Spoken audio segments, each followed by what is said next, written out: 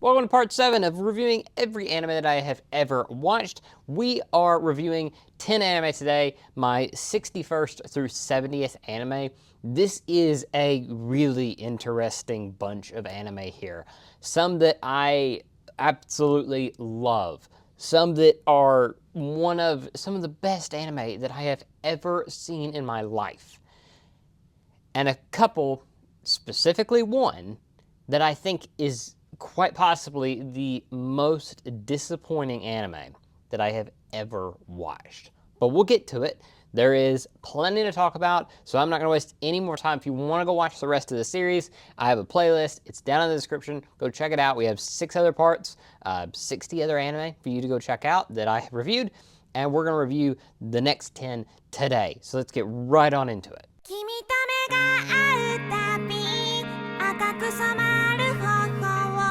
Hanasaku Iroha, Home Sweet Home. This is the movie that is the kind of, it's more of a side story than it is an actual like sequel or anything, or a prequel. But this movie is kind of interesting because it actually doesn't really focus on her necessarily, the main character of the series, which, by the way, if you want to go see my thoughts on the series, go check out the last part. That was anime number 60. This is 61. And it's fine. I actually enjoyed this one quite a bit. The thing about it is, though, it's not really a necessary viewing, and I wish that there was more of this. So it's about her mother. It's kind of she finds a kind of journal talking about her mother, and so she kind of gets to know more about how her mother and father met, and kind of what went wrong with her mother, because in the series, her mother has not, in really speaking terms, with her grandmother. And so we get a little bit more of that backstory, and it's very good. The thing is, I just wish there was more of that, because that's kind of the whole thing with the series. I just wish there was more, because this is a really interesting series and a really interesting film here, but we don't get a whole lot of that. So while this is a great film, I don't really recommend watching it unless you've seen the series. If you've seen the series, absolutely, go watch the film. It's great. It's, like I said, you have to really watch the whole series to kind of appreciate this one, but it's not at the end of the series. It's not all at the beginning of the series. It's really like, I think there's like 4 episodes left is where this one really takes place. So, you know, it's an interesting film. A lot of them don't do that. They'll either take place between seasons or before or after. This one's like right in the middle of the series. But either way, it's a good film. It's the last thing we have gotten from this franchise. There was a kind of revival of the series not too long ago in, I think, a light novel. I don't know for sure, but it really hasn't gotten anything besides that. But solid film, nothing to write home about, but worth checking out if you're already going to watch the series.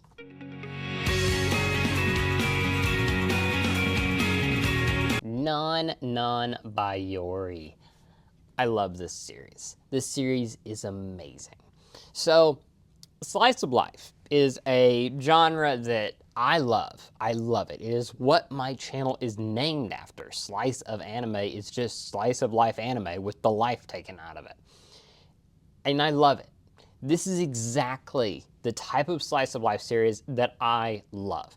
There is 3 seasons to Non Biyori, and each one of them is not necessarily like in order. So it's like an anthology series, because there are some episodes in season 1 that take place, like every episode's kind of in its own order.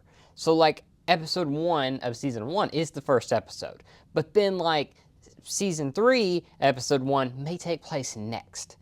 And the thing about it is, though, you may say that's too complicated. It messes with me. It doesn't, because here's the thing.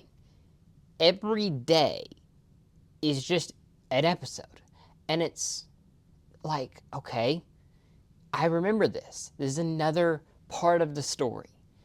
And it doesn't feel like, well, because it's told out of order, then it's just too complicated. No, you watch it and you're like, I get it, and it just works, and it's so much fun. You will love these characters. The comedy in it is great. One of my favorite scenes in the entire show is to where, because they're in the country, the whole plot of the series is that this is a little city or a little town to where there are 5 people in this school. And they go from elementary school to middle school. Every one of them has to be in the same school because there's only 5 of them. And so they all get thrown in the same school, and it's just the shenanigans that we get along the way. And one of my favorite scenes, though, is just to where Renge here, who is one of the main characters, she is just walking this girl that she's got to take to meet somebody, and she's just walking down the road, and she just stops at the side of the road. She sees a frog. She pulls it up. Hey, you want this frog? And it's just so simple. It's simple comedy. There's not like comedy that, it feels out of place. Everything really works. It's simple, and it's so much fun. And that is really what makes this series so good.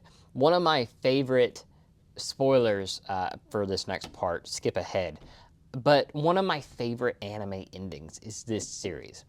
So in season 3, it is basically this whole anime takes place over a year.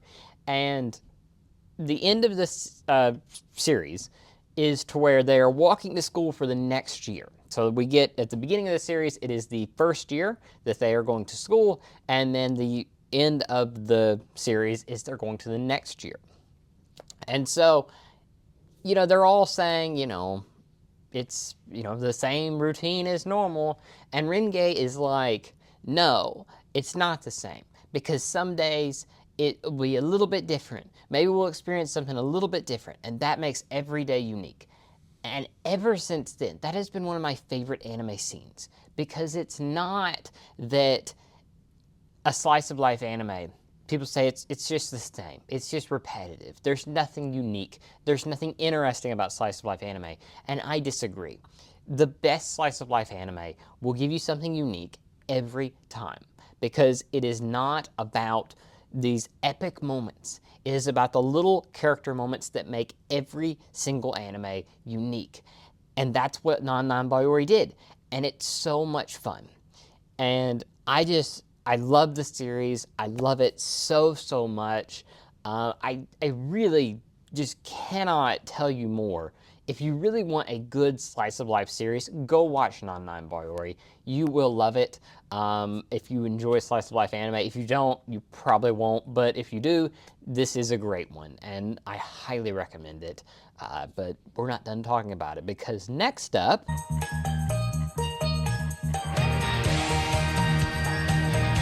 Non Biyori Vacation. So this is the film.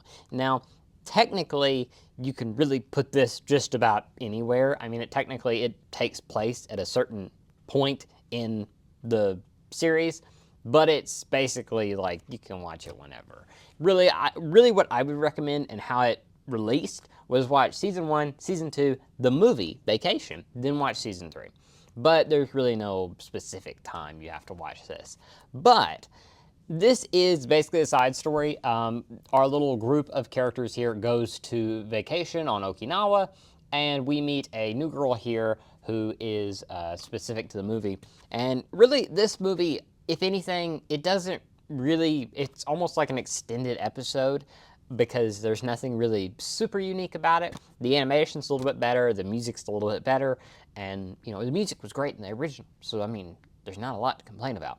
But this series, or this film, really just is the best part for Natsuki here. It is her movie. It makes her character, it kind of builds on it a little bit more. It kind of tells us a little bit more about her, because she's not really the main character. Hotaru and Renge are the main characters of the other one, even though there's 4 of them, and they all get time, but she's the main one of this one. And I mean, the whole series is great. But I enjoyed this one. A lot of side movies, I'm like, you don't have to watch them. You can just skip them if you don't want to. And I don't know. Something about this, I'm like, you know what? Go watch it. But I think that's just me wanting more Non Biyori, because I love the series. So both series, great. Series and film, I mean, great. But, if you really just want to watch the series, you can. You don't have to watch the film. As a whole, I do like the series more than the film, because it offers more, but both are good. Both are great. Both are a masterpiece in my opinion, and highly recommend.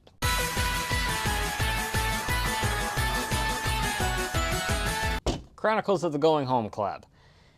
Out of every anime that I have reviewed so far, I guarantee you most people have probably heard of most of those. I would imagine there's not too many of you that have even heard of Chronicles of the Going Home Club. And rightfully so. No one talks about this series. I see more memes about this series to where people are like, hey, what anime is this from? And they're like, I don't know. I have no idea. And that's kind of the problem with this series. It's very funny. Like, if you watch it, you're going to get a lot of laughs out of it. It's a funny series. However, it's not humor that's not done other places. Like, there's a lot of fourth wall breaks in it. That's been done in other anime. Probably been done better in other anime.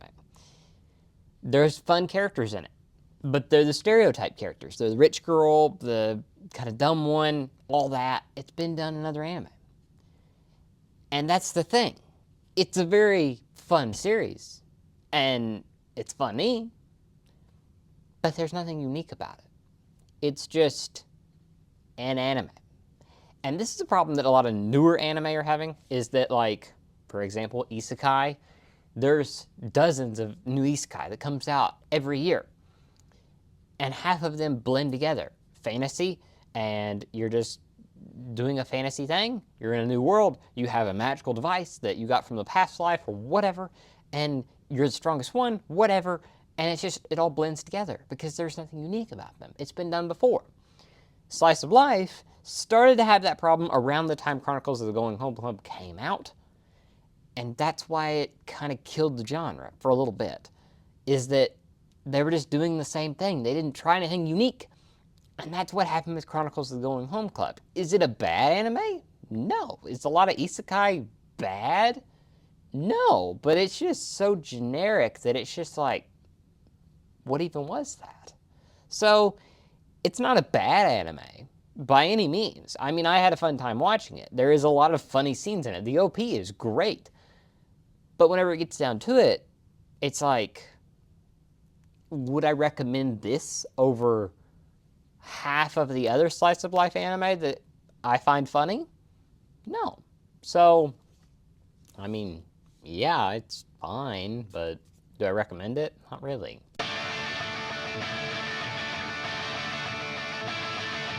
Otherside Picnic. I'm gonna be honest, this was whenever I was really getting, like, okay, Rent-A-Girlfriend was like first seasonals that I watched. I got into anime, I watched Rent-A-Girlfriend because it was airing, and I was like, this is so cool.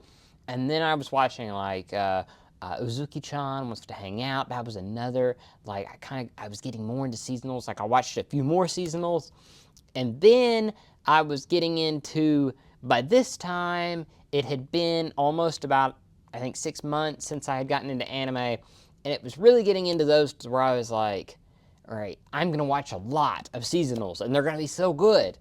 And then I just get to the point where I'm like, okay, some of these are bad. Otherside Picnic was kind of bad. And here's the thing, and I'm going to be completely honest. This is the light novel. I've not read it. I have volumes 1 and 2, technically volumes 1 through 4, because this is an omnibus, but I haven't read it. I have no desire to read it. I bought these because I thought, well, I'll read the light novel because people said it was better, it was a bad adaptation, but that's really the problem with a bad adaptation. It just doesn't get you excited for the series. And I don't really care to ever read this. I own it. I'll probably never, like, sell it or anything, but I don't really care. And that's the problem. It's such a boring adaptation because basically there's another world that they get transported to and they have to kill people and everything like that, kill monsters, blah, blah, blah. It's been done other times. And while that may be unique here, it's not unique in the series. The animation's not that good. The characters are insanely bland. I do not care for this main character at all. I find her incredibly boring. And I was kind of thinking, because I had just gotten done watching the seasonal Adachi and Shimimura. I think I'm pronouncing her name right. I just got done watching that, so I was like, I want another Yuri. And I had heard this had Yuri kind of thoughts to it. And there's not a lot, especially not in the first little bit there. And yeah, it's just not that interesting. The animation's not that good. Maybe it's for other people. Like, maybe another person could watch this same anime and be like, that was really good. But for me, I really just didn't enjoy anything with this anime. It's one that really, I had to look up stuff to talk about with this one because I forgot 90% of it. So yeah, I don't really have much in an opinion, and the little bit of opinion I do have is not that good. So yeah, not recommended.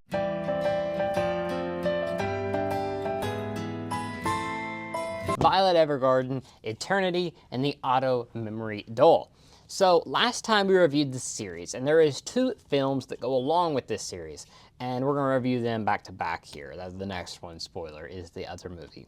And this movie, though, is a bit interesting because this is not the continuation of Violet's story. This is another, basically a side story that takes place pretty much in the series. And while it's a good film, and the animation is great, and I like the storyline, you get Isabelle, which is a kind of proper girl where she really feels out of place and everything like that, and then you get this little girl that she used to know and everything like that. It's very heartwarming, and I enjoy it. There's a lot that I enjoy about this series, but it is really irrelevant in the terms of the whole Violet Evergarden story. The movie that takes place next is relevant. It's very important to the whole franchise. This one is not. It's a fun side story, but that's it. Yeah, the characters are good. Everything's fun. It is basically like another episode of Violet Evergarden. It is great, but it is no better than like the episode with the man who had writer's block because his daughter died. That was a great episode. I wouldn't put that episode below this. Even though this has a full budget, was given a full movie, I think that episode and other episodes like it are better than this. And I do enjoy the story of the other movie a little bit better. So if I had to rank all the Violet Evergarden things, spoiler for the next one, it's the lowest of all 3 of them. The other movie is better than this, and the series is way better than this. So yeah, it's a good film. I highly recommend it if you want more Violet Evergarden stuff, but if you think it's the best, I just don't agree. Now, like I said, I don't think it's bad at all. I would probably rate this like a 9 or 8.5 probably out of 10. And it's, it's a very fun series. It's got one of the best scenes to where Violet wears a suit and dances with her. Yuri fans were going nuts, and then they got disappointed with the next film. But, it was fine. And, yeah, it's a side story. There's a lot of them, and they're really irrelevant in terms of anime.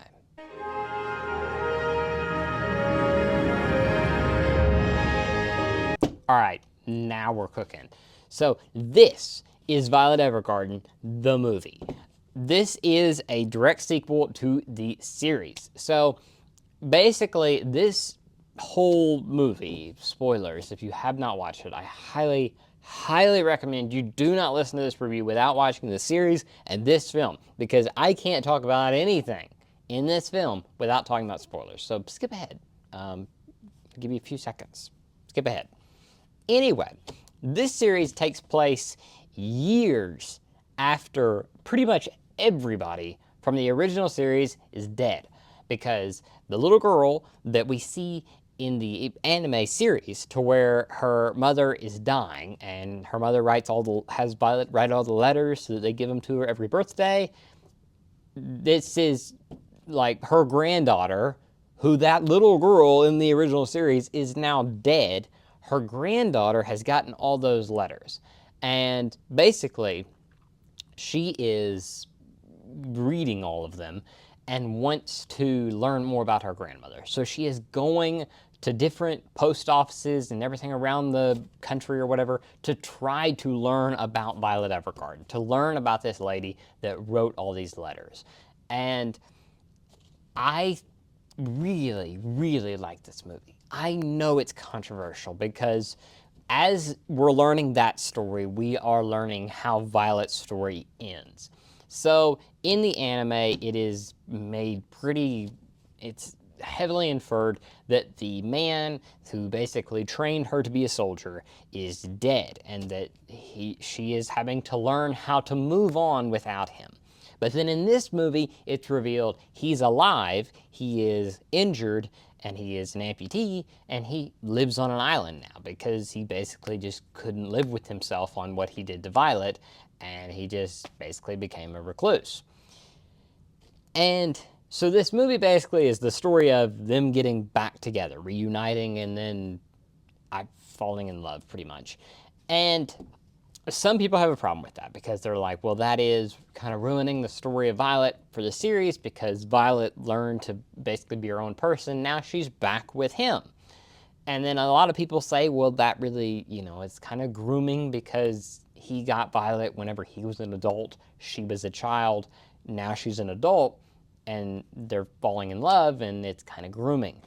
And I get all that. That's all valid. And I understand that, and I do get where you're coming from. A lot of people, I would just say, that's stupid. A lot of times you'll have criticism like that, and I'm like, yeah, just forget it. You're just trying to nitpick stuff. But I get that. That makes sense. But honestly, I'm kind of okay with this because the story we get is so good. It's so good. And the side story, because there is a main plot where Violet is trying to write a letter for someone, and it is a little boy who he's dying, and he wants to write a letter to his friend and basically all of his loved ones and tell them goodbye because he's dying. And one of my favorite scenes in anime, I know I've said this already this episode, but one of my favorite scenes in anime is to where Violet hasn't wrote the last letter for him.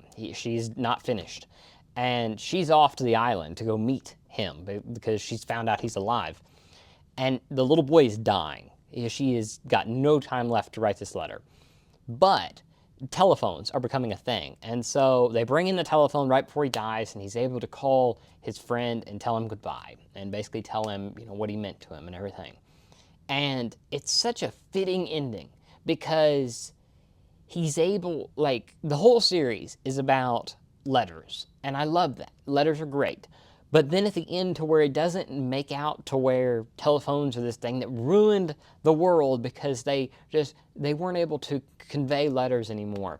No, it shows that letters are important, but telephones and communication that advanced beyond that helps as well. Because in situations like this, it was great.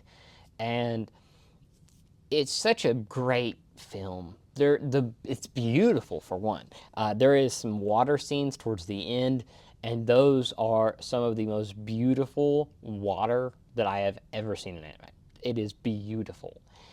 And it's just such a great series, which, by the way, this is the very first anime that I ever watched in theaters. I never had watched an anime other than this in theaters until now. And I had to travel quite a bit to go watch this. I had to travel about 2 hours away to go watch this film. But it was so good. It was so, so good. It is one of my favorite anime of all time. And, maybe you disagree with me. I think this is one of my more controversial opinions so far. But I love it. I love everything about it. I highly recommend watching the entire Violet Evergarden series, even the one film that I don't really enjoy. But it's so good. It is so good. I love Violet's story. I love everything about it. I think there is multiple lessons to be learned here. And it, like I said in the last review where I reviewed Violet Evergarden the series, it doesn't beat you over the head with these lessons. It is, you're learning with Violet. Violet learns these lessons, and it's just like, you watch the episode and you feel like you've learned something. You don't, know you've learned something because they told you, hey, this is the message. No, you feel like at the end of the series to where you're watching the credits roll, you're like, you know what? They're right. I understand this better now. I'm going to look at life a little bit differently now. And I love a series that does that. And there's other ones that do it. Kyoto Animations has made quite a few of them. But it's so good. It is so, so good. Highly recommend. I can't say that enough. I'm going to stop rambling now, but watch Violet Evergarden. You will love it.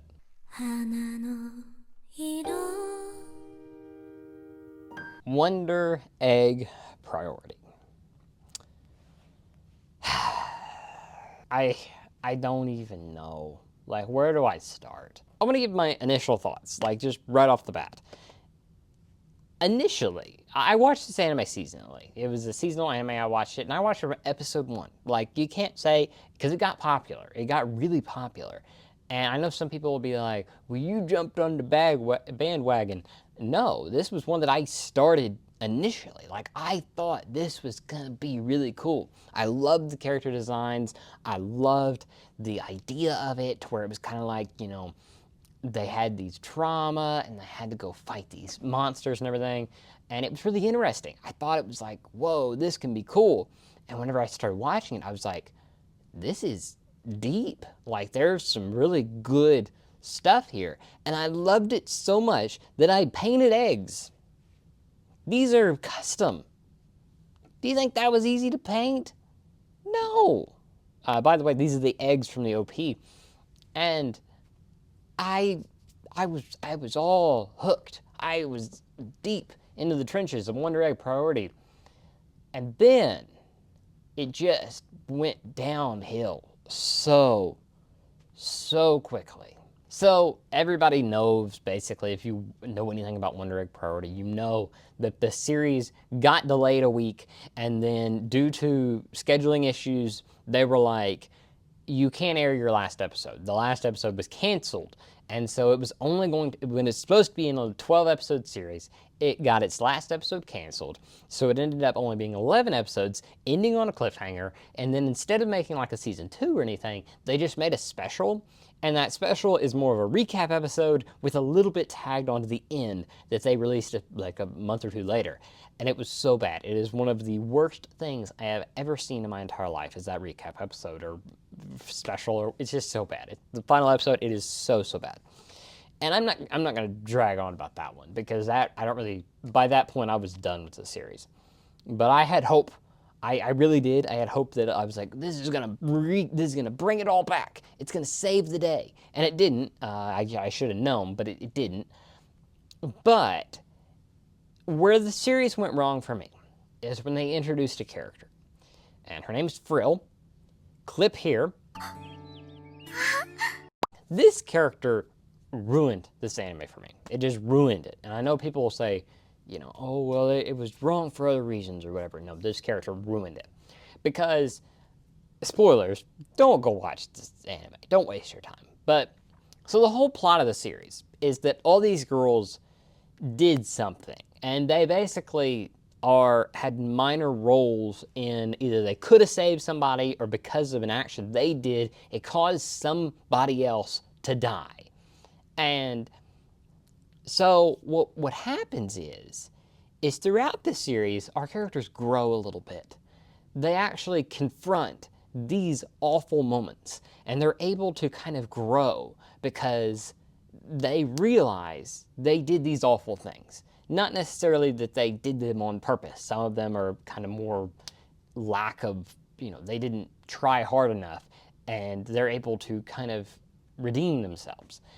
And the first half series is so good because we see them growing as characters. We see them learn to get over this. That they are growing as characters. They are growing as people. They are becoming more aware that life is fragile, life is special, and it makes them, because they're all basically like depressed, you know, they're bad off. And by the time we get to about the halfway point of the series, they're starting to really like respect themselves. They're having self-confidence and everything. And then it's all ruined with Frill. because Frill is introduced, and we find out that these two guys that have been like running this egg operation thing that gets them into the like opposite world or whatever. They used to have a daughter that they made. They made this daughter, and it was a robot girl. And basically, she got jealous of these two guys who basically had a woman that they both had feelings for, and she got jealous of them because they both focused on this woman and not her. And this little girl ends up killing the woman. And so they basically just get rid of Frill. But what happens is now Frill is basically the one that killed all of these girls' friends, or these girls that have someone that died in their lives. It wasn't them that killed them, it's Frill. Frill did all this because Frill wanted all this to happen. Frill is the mastermind pulling all the strings in the background and everything, and it's all her fault. Okay. So, all of the character development that we got in the first half of the series means nothing because it was never their fault. It was never their fault. It was Frill's fault. It wasn't that they were bad people and they caused these awful events. It's that Frill did it. So all that character growth is now negated because if Frill was going to do it anyway. It doesn't matter if they were good people or if they were bad people. If Frill was going to do it anyway. And that infuriates me because we had such good character growth. There is an episode with a character named Rika, and it is so good. It is one of my favorite episodes.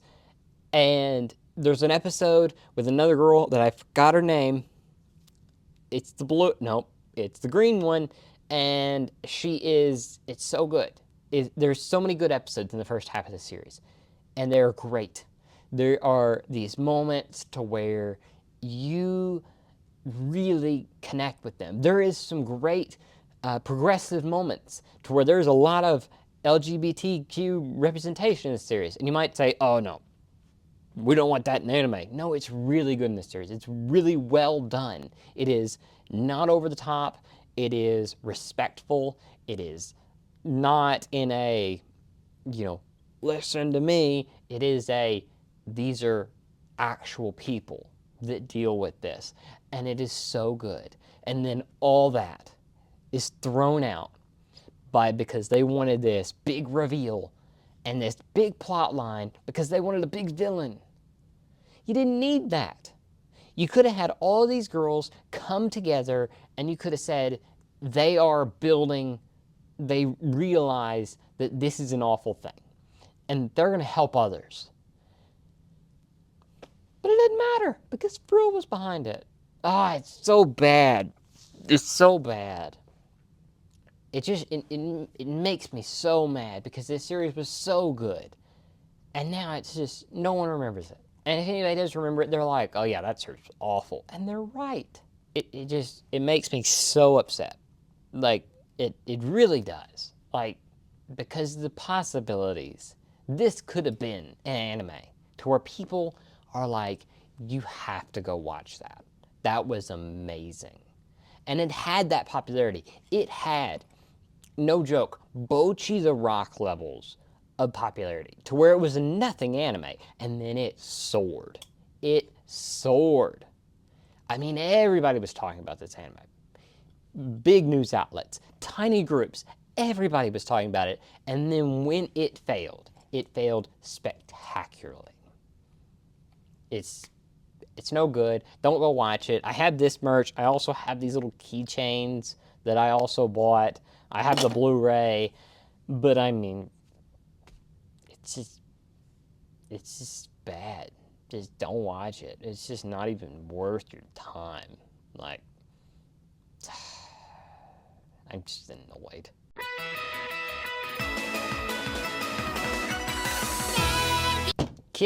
X Sis. What do you think anime number 69 would be? So, X Sis, as the title would infer, is about a guy who, his stepsisters they get into compromising situations, and they have a crush on him. I mean, what would you expect? So basically, yeah, these two girls here, they're twins. They fall in love with their stepbrother, and it's just shenanigans. It's an ecchi series. And I'm going to review more of these because I'm at anime number 300 and something, and this is, I'm going to review 169 something special, 269 is something special, so you're going to get more of these. But I don't really know how to review this because as a real anime, like if I was to say review it as opposed to Violet Evergarden and Non Biyori, it's god awful. I mean, it's very bad. It's kind of funny, but not as funny as like something like, Sister's All You Need. It's not as funny as that, and it's not as funny as other ecchi anime. But as an ecchi anime, it's fine. Like I said, it's not my favorite. I do think it's a bit generic. Like, it's very tame for an ecchi series. Some people love these girls, and I feel like this is baby's first ecchi anime, really. Mine too. Because it's like, you search ecchi anime, or incest anime, it's what you get. You get this, you get, Yosuga no Sora, stuff like that. And, like, it's fine. I mean, there's just not a lot to talk about. You want me to talk about, there's a scene where the two girls want to practice kissing, but they don't want to practice it with anybody else, so they practice it with each other, and they ride. One of them rides the bottom of a bear, and the other one rides she's like, the nose of the bear is like anyway, and they kiss at the same time, which, I mean, a lot of people, they say, well, kiss X Sis ain't real because it's not blood. The sisters are blood, and they're not kissing as in like, they get pretty intense with that bear and each other. This was an anime. It's not the best ecchi anime. It's not the worst. The plot is fine. I mean, there's not really a plot, but it's somewhat funny. It's somewhat decent, and that's about it. I don't really have a lot to say on this one. What do you want me to talk about? You want me to talk more about the bear? I feel like this is not YouTube friendly. Let's move on.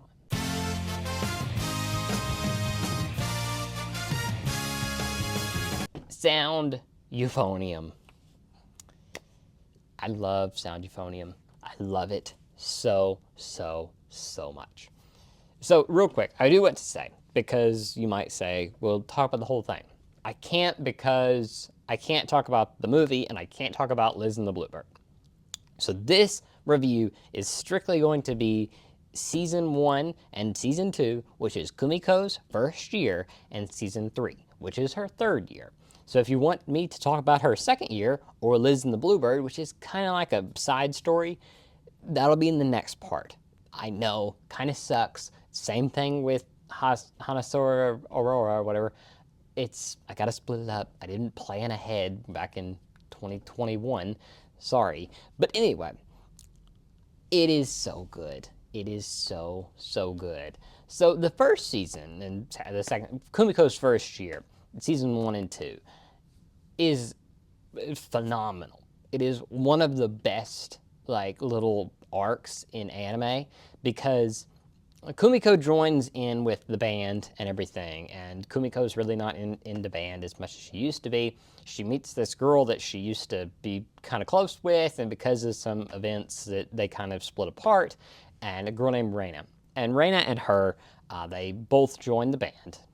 Kumiko's convinced to join because of a girl that is her senpai, and they joined the band again, and then we get all the events of the year leading up to the band competition.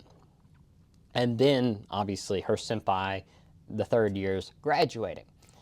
And so, this arc in Season 1, there are so many moments in it to where you need those moments for future moments. Because you gotta remember, in Season 1 and 2, Kumiko's in her first year. She is the underclassman. She is the newbie to the band. When we get to moments in season 3, Kumiko's the senior. She's the oldest. She's the third year now. The years have passed on. And so when we get the moments like when Reina and the other, I forgot her name, the other girl, that they're both playing the trumpet and they have to decide who is going to be the solo. There's a great moment in season 1 to where we get that thing and we're cheering for Reina because Reina is the one we know. But from an outside perspective, we understand the thought of, well, the older one, who is the third year, she should be the one to be able to play the solo because it is what, it would be more fair. It would make more sense because this is her last opportunity to play the solo. But as a performance, wise, it makes more sense for Reina to play it because Reina is better. And so when Reina gets it, you're like, yeah, Reina, everything like that. And then we get to the third year, though, season 3. And we get Kumiko and this new girl. She's also a third year, but Kumiko comes in, and this new girl also is playing the euphonium. And so there's, same thing. We get a mirror thing to where now Kumiko and this other girl have to, perform each other. And then the winner between the two is who gets to play the solo. And it's important because it's with Reina now. And we're at the flip side now. Because from a storytelling perspective, Kumiko's president by this point. So we as a fan want Kumiko to get it because she is the one we've known. It's sentimental. But as a performance-wise, we know it's not Kumiko that needs to do it. And it's Kumiko doesn't get it. And when you have these two moments connected, that's whenever it's so good. And initially I didn't like season 3 that much because I thought it's only 12 episodes. Season 1 and 2 is 24, and I'll talk more about her second year next episode because I have a lot to say about that. But one of my main issues with that, and we'll talk about it more, is that it's very rushed. It's a film. It's only an hour and a half. It's like bam, bam, bam, bam, bam. You're on to her third year. So her second year is kind of rushed. But whenever we got the announcement that it was only going to be 12 episodes for the third year, I was like, it's going to be another rushed series. And as this series gone on, I was like, yeah, I'm feeling that. It's kind of rushed.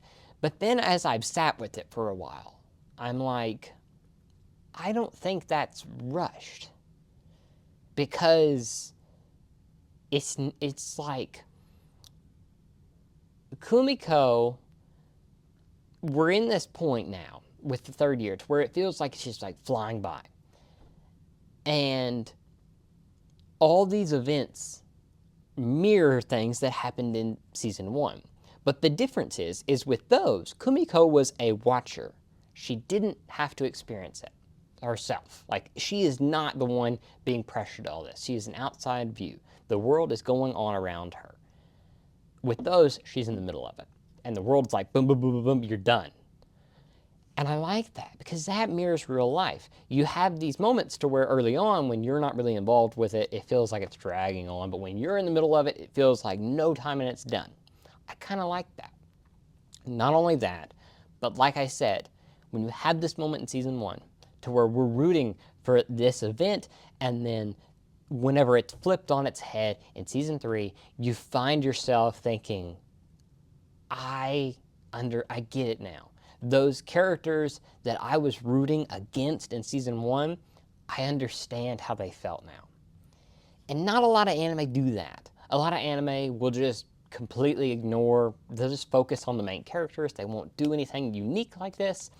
And it's stuff like this. There's so many more of these. From the point to where we get to where it's like, does Kumiko care enough? And then there's relationship stuff. And I know with like, if you watched a few episodes ago, I talked about Your Lie in April. And one of my big gripes with that was I was like, it's drama or music. And you're not picking one of the two, you're picking both, and it really doesn't, you don't balance it well. This balances it well. There's drama, there's music, and the drama is the music, and it's so good. I love this series. I could talk about it for another hour. I could talk about all these little moments. I decided to just talk about that little moment because it's one of my favorites. And also, in the light novel, Kumiko wins. And a lot of people were upset that Kumiko didn't win in the anime. I love it. I love it. It makes it so much better, in my opinion, because it flips it on its head from season 1, and it's just so much better. The music is great. It's phenomenal because I think each musical track fits what we're supposed to feel. Like with season 1, it feels grand, it feels epic, but there's not a lot of like emotion to it. And that's why they lost. With the second year, with the Liz and the Bluebird thing, we'll talk more about that. There's a lot of emotion behind it, but it doesn't feel epic. And I feel like you need to balance it. With the third year, you get this track, and none of this is in the light novel, so this is all Kyoto Animation that nailed this, and the composers and everything like that. You get this track in season 3, and initially whenever I first heard it, I was like, I'm not really feeling it. But as I've listened to it more, as time has gone on, I'm like, that was perfect. Because it's the balance of this epic track to where there is moments where you're like, man, that's getting me going. But then there's also moments to where I'm like, man, that's making me feel something. And I feel like it needs to do both. I'm not a band kid. I never played band. I never played instruments or anything. But this is what I would imagine like a winning school band would feel like. When they play music, this is what they play for. And, that's what I love about it. I love it so much. It's one of my favorite anime of all time. It'll be on my top 10 here in a minute. Highly recommend it. We'll talk more about it next episode because we got to talk about Kumiko's second year. We got to talk about Liz and the Bluebird because Liz and the Bluebird, boy, is that a good one. This is pretty much all the merch that I have for these series. There's not a lot. I don't really have a ton for any of them. These I only had Blu-ray for, so I couldn't even pick something else. I had the manga for this, or the light novel for this, Nendoroid and Plushie. I have 2 plushies from this series. I also have a train from this series. Interesting little train there. We'll talk more about that in another video. And then the eggs from this one, but who cares about that? Anyway. Interesting little bunch here. What do you think? Do you have an opinion on any of these? I think these are a bit more bigger name than some of the last few episodes have been. So let me know if you have an opinion on any of these. We will have a new episode of this coming out in a few weeks, so stay tuned for that. Subscribe if you want to see that. But before I let you go, new updated top 10. So yeah, few additions here. We're really getting into the point now to where there may be some episodes to where I just don't update this. And we're getting there. Because when we get to the hundreds, it may be a couple episodes before we update it. But we'll keep bringing it up. We'll see if it ever updates here and there. But anyway, thank you so much for watching. These are my least best performing videos, and it really is great for people that watch through it all the way. I appreciate you so much because you guys are awesome. Because this is one of my favorite videos to make, but it's just not one of your favorite videos to watch. But anyway. Thank you for watching once again. If you want to see more, subscribe, share this video, comment, like, all that. It is very appreciative. But anyway, thank you once again for watching, and I'll talk to you guys again soon. Bye.